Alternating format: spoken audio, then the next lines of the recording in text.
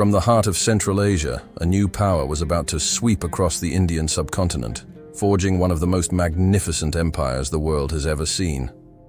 This is the story of the Mughals, a dynasty of warriors, artists, and administrators who left an indelible mark on history. But like all great empires, their splendor was destined to fade. This is the epic saga of their rise and their fall. Our story begins in 1526, with a man named Babur. A descendant of both Timur and Genghis Khan, conquest was in his blood. Driven from his ancestral homeland in modern-day Uzbekistan, Babur set his sights on the vast, wealthy lands of Hindustan. At the First Battle of Panipat, with a much smaller army, he used innovative tactics and gunpowder artillery to crush the massive forces of the Delhi Sultanate. This decisive victory laid the foundation for the Mughal Empire. Babur, a brilliant military strategist and a gifted poet, established his capital in Agra, but his reign was short. He spent most of it consolidating his new kingdom before his death in 1530. The throne passed to his son, Humayun, whose name meant the Fortunate One.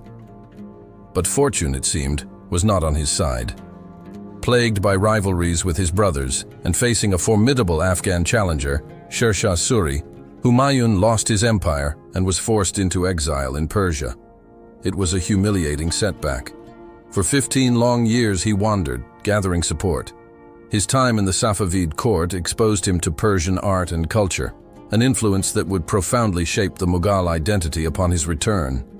In 1555, with Persian aid, Humayun finally reconquered Delhi, but his triumph was tragically brief. Just a year later, he tumbled down his library staircase and died, leaving the fate of the fledgling empire in the hands of his 13-year-old son, Akbar. This young boy would become the empire's greatest ruler, Akbar the Great. Guided by his regent, Bairam Khan, Akbar secured his throne at the Second Battle of Panipat. But Akbar was no one's puppet. He soon took full control, expanding the empire through relentless military campaigns and astute diplomacy. His conquests stretched from Afghanistan in the west to Bengal in the east, from Kashmir in the north to the Deccan Plateau in the south. But Akbar's true genius lay not just in conquest, but in governance. He created a centralized administrative system called the Mansabdari system, which organized the nobility and the military, ensuring loyalty and efficiency. More revolutionary was his policy of religious tolerance. In a deeply divided land, Akbar sought to unite his subjects.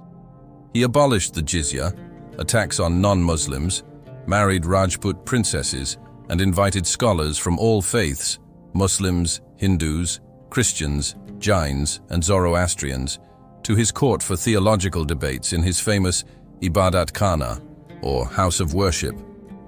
He even promoted a syncretic creed called Din-i-Ilahi, or the Religion of God, which blended elements from various faiths. Under Akbar, the Mughal Empire wasn't just a military power, it was a melting pot of cultures, a beacon of intellectual curiosity and artistic patronage. Akbar's son, Jahangir, inherited a stable and prosperous empire. While he wasn't the military genius his father was, Jahangir was a connoisseur of art and nature. His reign is often seen as a golden age for Mughal painting, which reached new heights of realism and refinement. However, his court was often dominated by his powerful and intelligent wife, Empress Nur Jahan, who effectively ruled the empire behind the scenes.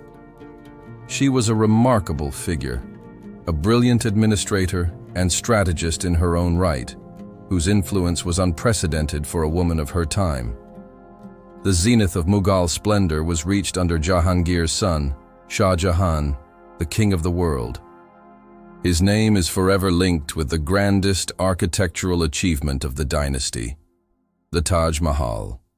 This stunning white marble mausoleum, built in memory of his beloved wife Mumtaz Mahal, is the ultimate symbol of love and a testament to the empire's immense wealth and artistic sophistication.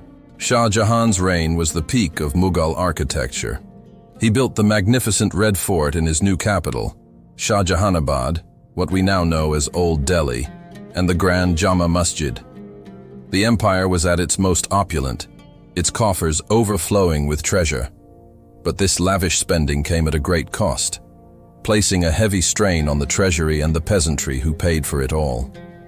The glittering age of Shah Jahan came to a grim end with a bitter war of succession among his 4 sons. The most ruthless and capable of them, Aurangzeb, emerged victorious. He imprisoned his aging father in the Agra fort, where Shah Jahan could only gaze across the river at the Taj Mahal, the tomb of his beloved wife.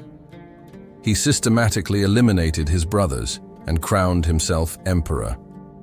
Aurangzeb's reign was the longest in Mughal history, and in many ways, it was the beginning of the end. He was a devout and austere Muslim, a stark contrast to his predecessors. He abandoned the policy of religious tolerance that Akbar had so carefully crafted. He reimposed the jizya tax, destroyed numerous Hindu temples, and enforced strict Islamic law. His policies alienated large segments of the population, particularly the powerful Rajputs and the rising Marathas in the Deccan. Aurangzeb was a formidable military commander, expanding the empire to its greatest territorial extent. He spent the last 26 years of his life in the Deccan, locked in a series of costly and draining wars against the Maratha Confederacy, led by the legendary warrior Shivaji and his successors.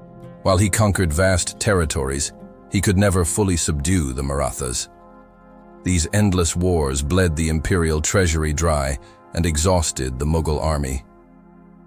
When Aurangzeb died in 1707, he left behind a vast but fragile empire, seething with rebellion and financially broken. After Aurangzeb's death, the decline was swift and irreversible. A series of weak and ineffective rulers, known as the later Mughals, sat on the throne. The empire was torn apart by succession struggles, court intrigues, and the rise of powerful independent regional states. Governors of provinces like Bengal, Awadh, and Hyderabad became de facto kings. The Marathas, once a regional nuisance, grew into a dominant power, raiding deep into Mughal territory, even sacking Delhi itself. The final devastating blow came from abroad. In 1739, the Persian Emperor Nader Shah invaded India.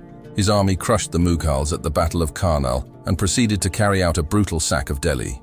The city was plundered, its population massacred, and Nader Shah carted away immense treasures, including the fabled Peacock Throne and the Koh-i-Noor diamond. The Mughal emperor was left as a mere figurehead, his prestige shattered. The vacuum of power was filled by another foreign force, the British East India Company.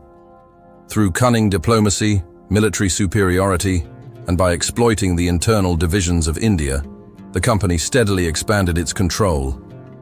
The Battle of Plassey in 1757 marked a turning point, giving the British dominion over the wealthy province of Bengal. Over the next century, their power grew until they were the true rulers of India. The Mughal emperors were reduced to pensioners of the British, confined to their palace in Delhi, ruling over a kingdom that existed only in name. The final chapter came in 1857 with the Great Indian Rebellion. The rebels declared the elderly Mughal emperor, Bahadur Shah Zafar, as their leader, a symbol of a unified pre-colonial India. When the British brutally crushed the rebellion, they took their final revenge on the dynasty. Bahadur Shah Zafar was tried for treason and exiled to Rangoon in Burma, where he died in poverty. With him, the Mughal Empire, which had illuminated the world with its glory for over 3 centuries, was officially extinguished. From the thunderous cannons of Babur to the lonely exile of Bahadur Shah Zafar, the story of the Mughals is a powerful tale of ambition, glory, art, and decay. They left behind a legacy that continues to shape the culture, architecture, and identity of South Asia. The Taj Mahal still stands, a timeless monument to their genius, a beautiful, silent witness to the rise and fall of a truly magnificent empire. Thank you for joining us on this journey through history. If you enjoyed this video, please like, share, and subscribe for more stories from our incredible past.